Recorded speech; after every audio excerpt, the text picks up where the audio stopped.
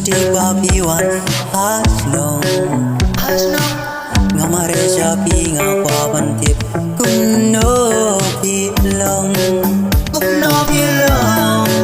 nadu jinglong karyam kabe narong syadong ngapapan kajing ye jungpi kumka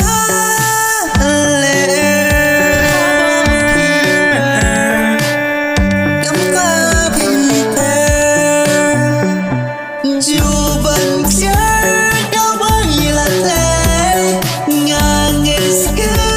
hidup selai Juban ksiar kau bangilah khlei ngangis hidup lelai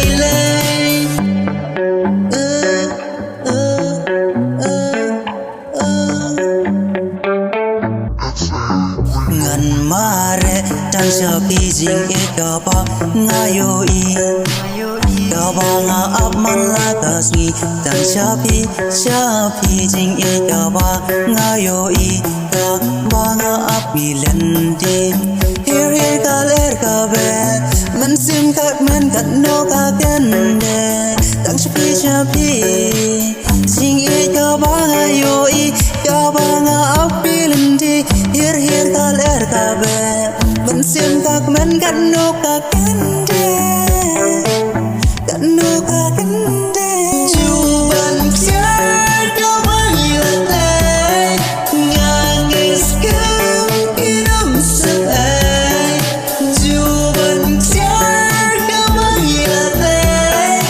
ngangis hidup lelai hidup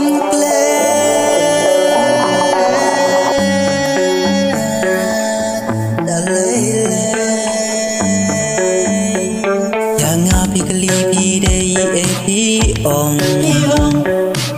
ngarki japi mensim jonga kamong nadu jinglong karyam kabe